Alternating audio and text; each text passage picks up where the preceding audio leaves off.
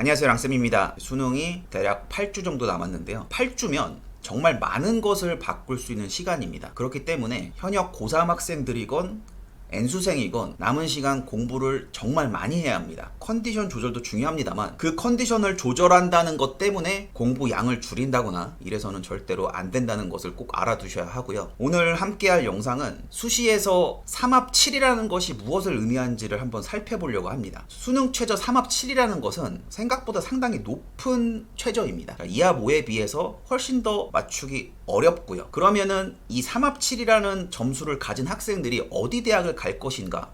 이것을 여러분들께 보여드릴 텐데요. 3합 7이라는 수능 체제를 갖고 있는 대학이 고려대학교에서는 학업 추천이 있고 한양대에서는 교과, 종합 추천, 그리고 인터칼리지 논술에서 3합 7을 적용하고 있습니다. 이 경우는 3합 7의 논술 최저를 가지고 있고요. 성균관대 역시 교과 전형에서 3합 7의 최저를 가지고 있습니다. 다만 성균관대의 경우 탐구를 따로 반영하기 때문에 논술 전형에서 3합 6이지만 탐탐을 따로 반영한다면 3합 7과 거의 비슷한 형태의 최저라고 보시면 될 것 같고요. 중앙대도 교과 전형은 3합 7의 수능 최저를 갖고 있고 논술은 3합 6인데 영어 1등급을 2등급과 같게 하기 때문에 영어를 포함한다면 3합 7이라고 봐도 무방합니다. 이 3합 7의 성적을 가진 친구들이 어디를 가게 될 것인가를 놓고 봤을 때 정말 대학들이 신기하게 설계를 잘했다 이런 생각이 들었던 것이 경희대부터 3합 7의 최저를 맞춘 학생들이 수시를 다 떨어졌을 때 갈 수 있는 성적이 나옵니다. 따라서 경희대는 수능 최저를 굳이 3합 7로 할 필요 없이 2합 5로 충분히 좋은 학생들을 데려올 수 있다고 생각하는 것 같아요. 그래서 제가 몇몇 성적표를 보여드리고 이 학생이 수시에서 다 떨어졌을 때 어디까지 지원이 가능한가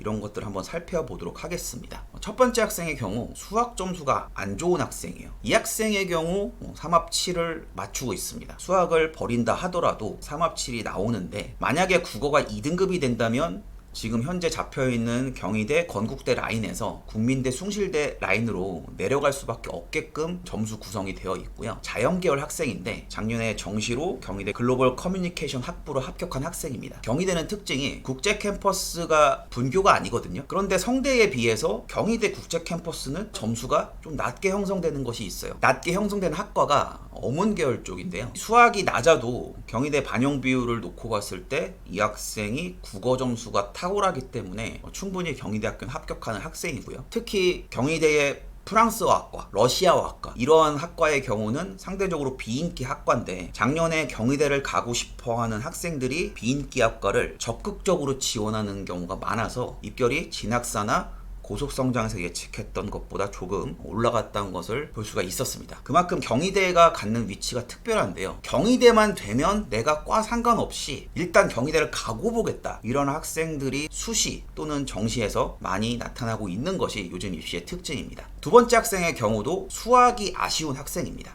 이 학생 역시 3합 7은 맞췄고요. 경희대 글로벌 커뮤니케이션 학과는 점수가 좀 많이 남는 학생인데요. 이렇게 점수가 남는 학생이 중앙대를 지원할 수가 없습니다. 이 학생의 경우 수시 최저를 맞추기 위한 학생이었다. 그러면은 내신이 좋다면 교과나 학생부 전형, 내신이 안 좋다면 논술 전형을 통해서 중앙대 이상의 학교를 지원했을 학생이라고 보입니다. 다음은 경희대학교 사회학과를 합격한 학생을 보겠는데요. 국어가 많이 아쉬운 학생이죠. 이 학생은 가군의 경희대 사회학과를 적정 지원해서 합격한 학생인데 나군에서 역시 중앙대를 쓸 수가 없습니다. 국어가 조금만 더 높았다면 정시로 서성한 이상을 갈 수 있었던 학생인데요. 등급이 하나가 미끄러지는 학생들이 수시에서 3합 7을 가지고 학추나 논술을 통해서 윗티어의 학교를 갈 수 있는 것이거든요. 그러면 수시 준비를 하면서 3합 7을 맞추기 위해서 과목 하나를 버린다 하면은 리스크는 매우 큽니다. 특히 논술 전형을 활용한 학생들의 경우는 3합 7을 맞췄지만 어느 한 과목이 4등급 밑으로 내려간다. 그러면은 본인이 생각했던 것보다 상당히 낮은 학교를 지원할 수밖에 없거든요. 정시에서. 그렇기 때문에 효율을 추구한다 하더라도 정시까지 생각하는 입시를 해야지만 입시에서 최대한의 결과를 얻을 수 있다는 것을 꼭 명심하셨으면 좋겠습니다. 그러면 경희대 자연계열에서 가장 낮은 학과 스마트 스마트팜 과학과라고 볼 수가 있겠는데요. 경희대 스마트팜 과학과는 경희대를 가고 싶어하는 학생들이 무조건 지원을 하기 때문에 추합이 많이 발생을 하지 않습니다. 자, 이 친구의 경우는 국어가 살짝 아쉬운 학생인데요. 상대적으로 점수는 고른 편인데 이 학생이 중앙대를 쓸 수가 없어요. 그러면은 가군에서 소프트웨어 융합학과를 썼을 때 점수가 살짝 모자르는 점수를 가지고 있거든요. 그렇기 때문에 이러한 점수를 받으면 정시에서는 가군, 나군 둘 다 경희대밖에 쓸 수 없는 점수가 돼요. 이 학생 역시 수시를 지원했을 것이고 수시를 다 떨어졌기 때문에 정시까지 와서 경희대를 간 학생이라고 보실 수가 있습니다.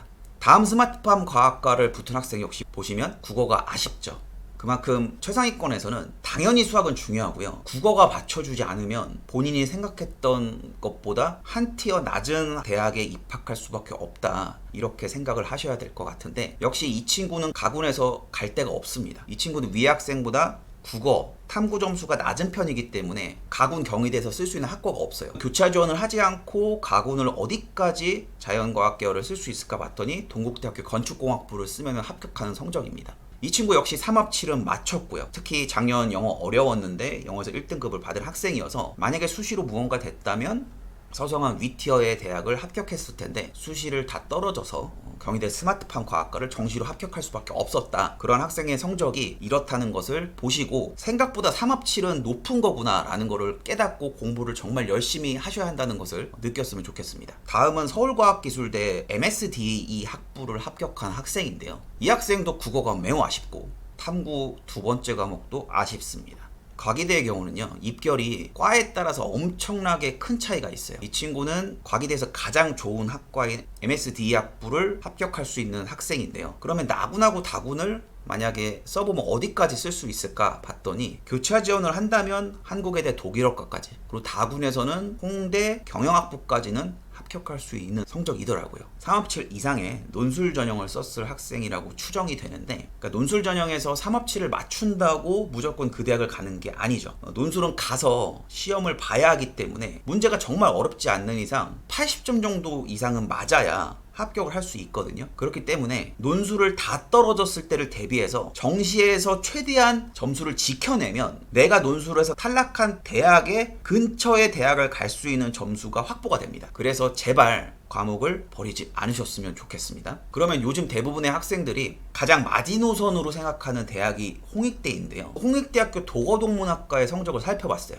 역시 국어가 아쉬운 학생입니다. 이 학생의 경우 홍익대 도거동문학과를 합격할 수 있는 성적을 가진 학생인데요. 가군에서는 그러면은 어디를 쓰냐? 국민대를 써야 합격을 하는 성적입니다. 그럼 나군을 어디까지 한번 올라가 볼까 봤더니 한국외대 중국외교 통상학부까지는 합격을 하겠더라고요. 3합7은 역시 맞추고 있는 학생이죠. 그러니까 지금 3합7이라는 거의 레인지가 경희대에서 홍익대까지 정도라고 보시면 될 것 같고, 그렇기 때문에 홍익대가 과연 가성비가 있느냐? 이게 약간 물음표예요. 왜냐면은 교과, 종합, 논술 모두 3합 8에 최저를 갖고 있거든요. 그런데 3합 7 이상을 맞추면 홍익대를 갈 수 있을 확률이 매우 커집니다. 그래서 홍대 수시를 지원하는 친구들은 아무리 해도 안 되는 과목이 하나 있을 때 홍익대 수시를 활용하는 것을 추천을 드려요. 곧 있으면 홍대 논술이 있거든요. 홍대 논술은 썼지만 충분히 점수를 올릴 수 있다, 현재 제가 보여드린 성적표 이상으로 나올 수 있다, 그러면 논술을 보러 가지 않는 것이 전략일 수도 있겠습니다. 마지막으로 찾아봤던 거는 홍익대에서 미대 말고 가장 인기가 높은 학과가 건축학과이거든요. 그럼 건축학과의 점수는 어떻게 돼야지만 홍대 건축을 붙을 수 있을지를 제가 성적표를 가지고 왔는데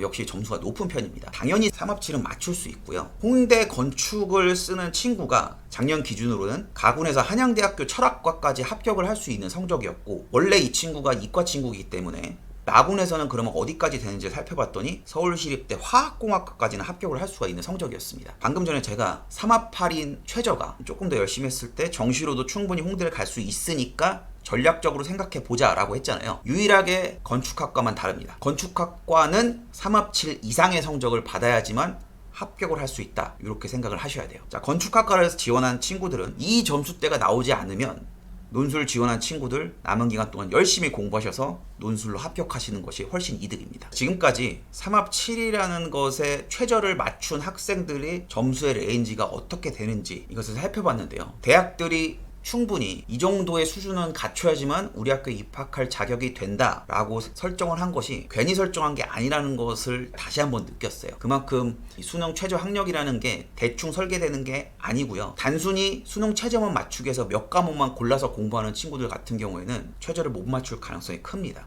그만큼 이 수능이라는 것은 생각보다 무서운 존재예요. 그렇기 때문에 최선을 다해서 수시 지원했다 하더라도 수시 다 떨어질 수 있잖아요. 그랬을 때 이 수능 성적을 가지고 본인이 원하는 가장 근처까지의 대학까지는 갈 수 있게끔 만드는 것이 입시를 성공하는 방법입니다. 아직 시간은 많습니다. 그렇기 때문에 공부 정말 많이 하시고 남은 기간 동안 최선을 다하셨으면 좋겠습니다. 여기까지 랑쌤이었습니다. 감사합니다.